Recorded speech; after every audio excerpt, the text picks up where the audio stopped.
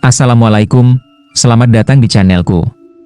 Pernahkah kalian mendengar kisah penjual martabak yang setiap kali hamil, justru kehilangan bayinya? Bukan karena musibah biasa, tapi karena sebuah ritual pesugihan mengerikan.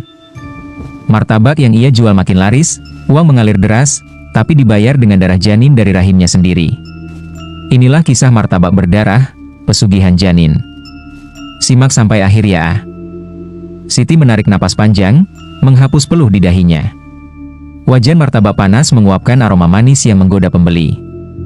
Sudah hampir 5 tahun ia berjualan martabak di pinggir jalan raya dekat pasar kecil di kota Blitar. Setiap malam, antrean pelanggan tak pernah putus. Namun, yang orang tak tahu, dulu martabak Siti nyaris tak ada yang membeli. Ia dan suaminya, Roni, pernah hampir menyerah. Modal menipis, utang menumpuk, bahkan mereka nyaris diusir dari kontrakan kecil berukuran 3x4 meter itu. Siti menikah di usia 21 tahun. Roni, suaminya, adalah pria sederhana yang dulunya bekerja serabutan, kadang jadi kuli bangunan, kadang tukang ojek.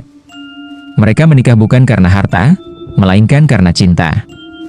Tapi setelah pernikahan, kehidupan mereka terasa seperti rangkaian ujian yang tak kunjung habis. 6 bulan setelah menikah, Siti hamil anak pertama. Itu seharusnya menjadi kabar gembira. Namun pada bulan ketiga kehamilan, ia mengalami keguguran. Bayi yang baru mulai terbentuk itu keluar bersama darah yang mengalir tanpa henti di lantai kontrakan mereka. Tangis Siti pecah, dan Roni hanya bisa memeluknya erat. Mereka berdua mengira itu hanya musibah biasa, bagian dari takdir. Namun, setahun kemudian, saat Siti hamil lagi, kejadian yang sama terulang. Janin yang baru berusia 4 bulan gugur begitu saja. Dokter bilang rahim Siti mungkin lemah, tapi entah mengapa setiap kali ia hamil, tubuhnya justru tampak segar dan sehat. Hingga suatu malam, darah tiba-tiba keluar tanpa tanda sakit atau mual. Saat itu, usaha martabak mereka yang awalnya sepi mulai sedikit ramai. Tak lama setelah keguguran kedua, pelanggan mereka bertambah 2 kali lipat. Awalnya Siti mengira itu hanya kebetulan. Kabar kesuksesan martabak Siti mulai menyebar. Ada yang bilang karena rasanya enak, ada yang bilang karena mereka menggunakan resep rahasia. Namun, di pasar, selalu ada suara-suara sumbang. Aku dengar katanya si Siti itu ikut pesugihan, bisik seorang pedagang sayur ke temannya. Ah, nggak mungkin. Dia orangnya sopan, jawab yang lain. Ya, tapi kok aneh, tiap kali hamil malah keguguran, jualannya makin laris, timpal pedagang pertama. Siti sering pura-pura tak mendengar gosip itu, tapi dalam hati ia mulai gelisah. Ia mulai menghitung waktu. Setiap kali keguguran, memang benar tak lama setelah itu pembelinya bertambah. Pada suatu malam, seorang wanita tua yang ia kenal sebagai Mak Darmi, penjual jamu keliling, mampir. Mak Darmi menatapnya lama, lalu berkata pelan. Kalau kamu mau usaha ini nggak pernah sepi, aku tahu caranya. Tapi, tumbalnya berat. Kalimat itu menghantui pikiran Siti hingga malam larut. 2 minggu setelah perbincangan singkat dengan Mak Darmi, Siti masih memikirkan ucapannya. Ia berusaha mengalihkan pikiran, tapi setiap kali melihat Roni menghitung uang yang pas-pasan, hatinya terasa sesak. Apalagi utang warung sembako di dekat rumah sudah menumpuk. Suatu sore, Mak Darmi kembali datang. Kali ini ia duduk di bangku kecil dekat lapak martabak. Kalau kamu serius mau tahu caranya, ikut aku nanti malam, bisiknya. Siti tak langsung menjawab, tapi matanya tak bisa menyembunyikan rasa penasaran. Malam itu, setelah lapak ditutup, Siti berpamitan pada Roni dengan alasan ingin membantu Mak Darmi membuat jamu. Mereka berjalan menyusuri gang sempit hingga keluar ke jalan sepi. Mak Darmi memimpin langkah menuju rumah panggung tua di pinggiran sawah. Di depan rumah itu, seorang lelaki tua berwajah pucat duduk bersila di teras, mengenakan kain hitam lusuh. Mata tuanya tajam seperti bisa menembus isi hati. Inikah yang kau bawa, Darmi? Suaranya berat. Iya, Mbah Karsa, jawab Mak Darmi sambil sedikit menunduk. Mbah Karsa mengajak Siti masuk. Ruangan itu pengap, bau dupa menyengat, dan di sudutnya ada kendi berisi cairan hitam. Di dinding tergantung belasan kain putih dengan bercak merah samar. Aku tahu tujuanmu. Kamu ingin daganganmu tak pernah sepi, ujar Mbah Karsa. Siti menelan ludah. Tapi, caranya bagaimana? Caranya sederhana. Saat kamu hamil, datang padaku di usia 3 bulan. Kita akan lakukan ritual supaya janinmu gugur. Darah dan isinya jadi persembahan untuk penunggu yang akan membantu melariskan jualanmu. Siti bergidik. Tapi, itu anakku sendiri. Mbah Karsa tersenyum tipis. Pengorbanan selalu sebanding dengan hasil. Kalau mau kaya, harus rela kehilangan sesuatu yang kamu cintai. Dan ingat, setiap kali kamu hamil lagi, persembahan harus diulang. Mak Darmi menatap Siti. Pikirkan baik-baik. Banyak yang sudah melakukannya. Seminggu kemudian, Siti mendapati dirinya terlambat datang bulan. Tes kehamilan menunjukkan 2 garis merah. Roni menyambut kabar itu dengan pelukan. Namun di hati Siti, rasa takut bercampur dengan suara-suara yang mengingatkan janji Mbah Karsa. Di malam keheningan, Siti merenung. Ia ingat wajah-wajah pelanggan yang semakin banyak, ingat tagihan utang yang belum lunas, ingat rasa malu ketika pernah diusir dari kontrakan karena tak mampu bayar. Kalau aku lakukan sekali saja, mungkin hidupku akan berubah, pikirnya. Ia tak menceritakan apapun pada Roni. Diam-diam, di usia kehamilan memasuki 3 bulan, ia menemui Mak Darmi. Mereka berjalan ke rumah Mbah Karsa, seperti malam pertama kali ia datang. Udara malam itu terasa lebih dingin dari biasanya. Bulan separuh menggantung redup di langit. Siti mengikuti Mak Darmi menyusuri jalan tanah menuju rumah Mbah Karsa. Begitu masuk, aroma dupa bercampur anyir langsung memenuhi hidung. Di tengah ruangan, Mbah Karsa sudah menunggu dengan tikar pandan di hadapannya. Di sampingnya, sebuah kendi besar berisi cairan merah kehitaman dan sebuah mangkuk tanah liat berisi ramuan berwarna pekat. Letakkan tanganmu di sini, perintahnya sambil menunjuk tikar. Siti duduk bersila, mencoba mengatur napas. Jantungnya berdegup tak karuan. Ia ingin berlari pulang, tapi kakinya seolah tertancap di tanah. Mbah Karsa mulai membaca mantra dengan suara rendah namun tegas. Tangan keriputnya mengambil ramuan pekat dari mangkuk, lalu mengoleskannya di perut Siti. Sensasi panas menyebar cepat, disertai rasa nyeri seperti ditusuk jarum dari dalam rahim. Siti meringis, kedua tangannya menggenggam kuat kain sarungnya.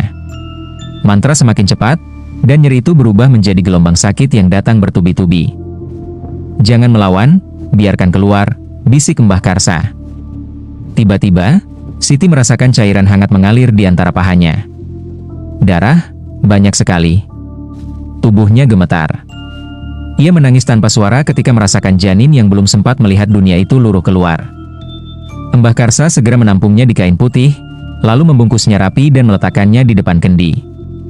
Ia membakar dupa hitam pekat, membiarkan asapnya menyelimuti persembahan itu. Mulai malam ini, usahamu akan selalu ramai. Tapi ingat, setiap kali hamil lagi, datanglah padaku. Jika kau melanggar, penunggu akan menagih langsung, kata Mbah Karsa dengan tatapan menusuk. Benar saja, hanya seminggu setelah kejadian itu, lapak martabak Siti mendadak ramai luar biasa.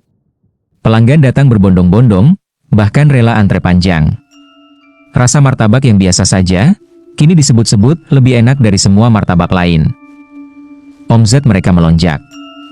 Roni senang bukan main, mengira semua ini hasil kerja keras mereka. Ia tak pernah tahu darah dan nyawa yang telah dikorbankan istrinya demi larisnya dagangan. Setiap malam Siti tersenyum melayani pembeli, tapi setiap ia menutup lapak, rasa bersalah menyesak di dada. Tidurnya sering terganggu mimpi-mimpi aneh, bayi tanpa wajah memanggil namanya, darah yang mengalir di lantai, dan suara tawa serak di telinganya. Namun, rasa takut itu kalah oleh kenyataan bahwa kini mereka bisa membeli rumah kecil, melunasi utang, dan menyimpan tabungan. Setahun berlalu, Siti kembali hamil. Kali ini, rasa bahagia yang biasanya menyertai kabar itu tak ada. Yang ia rasakan hanyalah dingin di tulang dan suara samar Mbah Karsa di kepalanya. Datanglah saat 3 bulan. Roni, yang tak tahu apa-apa, sibuk menyiapkan kamar untuk bayi mereka. Tapi Siti diam-diam mencatat tanggal, menunggu waktu yang ditentukan. Saat kehamilan memasuki 3 bulan, ia kembali ke rumah Mbah Karsa. Ritual dilakukan lagi, kali ini rasa sakitnya lebih tajam, darah lebih deras. Janin kedua menjadi tumbal, dan seperti sebelumnya, lapak martabak makin ramai. Musim hujan mulai datang. Setiap malam, bau tanah basah bercampur aroma martabak Siti memenuhi jalan raya kecil di depan pasar. Pelanggan kini tak hanya warga sekitar, Orang dari luar kota pun rela datang. Bahkan ada yang pesan dalam jumlah besar untuk acara. Uang menumpuk di laci, tapi di hati Siti, ada ruang gelap yang makin pekat. Ia sudah 2 kali melakukan ritual itu. 2 nyawa yang seharusnya memanggilnya ibu, telah ia serahkan pada penunggu gaib yang tak pernah ia lihat wajahnya. Dan kini, ia hamil lagi. Kali ini kehamilan datang tanpa rencana. Siti baru sadar saat telat datang bulan selama 3 minggu. Tangan yang memegang tespek bergetar. Garis merah ganda itu seolah bukan tanda bahagia, tapi stempel hukuman mati untuk anak yang belum sempat merasakan dunia. Roni langsung memeluknya saat Siti memberitahu. Alhamdulillah, akhirnya kita dikasih kesempatan lagi. Semoga yang ini lahir dengan selamat ya, sayang. Siti hanya tersenyum tipis, memalingkan wajah. Hatinya tersayat. Malam itu, saat Roni tertidur lelap, Siti duduk di ruang tamu yang remang. Di luar hujan rintik-rintik. Ia membuka laci meja, mengeluarkan sebuah kantong kain kecil berwarna hitam, oleh-oleh dari Mbah Karsa setelah ritual pertama. Isinya, segenggam tanah kering bercampur serpihan kecil tak ia kenali. Mbah Karsa pernah berkata, "Selama kau menyimpan ini di rumah, penunggu akan selalu tahu kapan waktunya kau harus membayar." Siti meremas kantong itu. Dalam benaknya, suara Mbah Karsa terdengar jelas. "Kau tahu apa yang harus kau lakukan. Jangan membuat penunggu marah." Hari itu tepat 3 bulan usia kehamilan. Roni sedang pergi ke pasar besar untuk belanja bahan. Siti berpamitan pada tetangga dengan alasan ingin membeli kain. Ia menyusuri jalan setapak menuju rumah panggung di pinggir sawah yang kini terasa seperti mulut neraka. Mbah Karsa sudah menunggu. Kali ini, ruangan dipenuhi asap dupa hitam pekat yang membuat mata perih. Di sudut, kendi besar itu masih ada, tapi kini di sampingnya ada mangkuk berisi darah segar, entah milik siapa. "Ah, kau datang tepat waktu," suara Mbah Karsa dalam, seolah menggaung. Siti tak menjawab. Ia duduk bersila, menunduk. Mantra mulai dilantunkan. Ramuan hitam kembali dioleskan di perutnya. Tapi kali ini, di tengah proses, Siti merasakan sesuatu berbeda. Hawa dingin merayap dari punggung, lalu suara bayi menangis pelan, bukan dari luar, tapi dari dalam kepalanya. Ia menjerit. "Diam." Itu tanda penunggu sudah hadir, hardik Mbah Karsa. Nyeri menghantam rahimnya. Darah mengalir deras. Siti hampir pingsan ketika merasakan janin keluar, tapi kali ini, ia melihat sekilas bayangan kecil, pucat, tanpa mata, merangkak ke arah kendi dan menghilang. Mbah Karsa tersenyum puas. "Sekarang, kekayaanmu akan berlipat. Tapi ingat, jika suatu saat kau menolak memberi tumbal, mereka akan mengambil nyawamu, atau nyawa suamimu." 3 tahun berlalu sejak ritual pertama. Usaha martabak Siti dan Roni kini berkembang pesat. Mereka memiliki 2 lapak besar di lokasi berbeda, masing-masing mempekerjakan pegawai. Rumah mereka telah direnovasi menjadi 2 lantai, dengan ruang tamu megah dan dapur modern. Namun, semua itu dibangun di atas darah 3 janin yang tak pernah lahir. Siti mulai terlihat lebih sering termenung. Ia jarang tertawa lepas. Setiap malam, sebelum tidur, ia mendengar suara ketukan di dinding kamarnya. Terkadang, di sudut matanya, ia melihat bayangan anak kecil berlari cepat lalu menghilang. Dan kemudian, kabar itu datang lagi, ia hamil. Roni menangis bahagia. Ia berkata, "Kalau ini lahir, aku janji akan kurangi kerja. Kita fokus jadi orang tua." Tapi Siti, justru merasa seluruh tubuhnya membeku. Ingatannya melayang ke wajah Mbah Karsa, ke kendi besar berisi cairan merah, dan ke janin pucat tanpa mata yang ia lihat 3 tahun lalu. Malam itu, ia duduk sendirian di ruang tamu, memandang kantong kain hitam yang kini berdebu. Ia tahu Mbah Karsa menunggu. Tapi di dalam hati kecilnya, ada suara lain. "Hentikan, cukup." Siti memutuskan, kali ini ia tak akan pergi ke rumah panggung itu.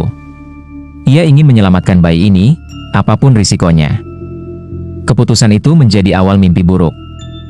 Minggu pertama setelah ia melewati usia kehamilan 3 bulan tanpa ritual, hal-hal aneh mulai terjadi. Martabak mereka tiba-tiba hambar, pelanggan sepi tanpa alasan.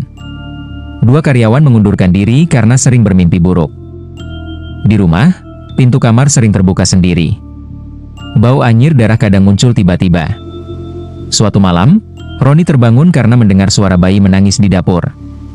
Saat diperiksa, tak ada siapa-siapa, tapi lantai basah oleh jejak kaki kecil berwarna merah. Siti ketakutan. Ia tahu ini peringatan. Tapi ia bertahan, tetap tak pergi ke Mbah Karsa. Seminggu kemudian, badai benar-benar datang.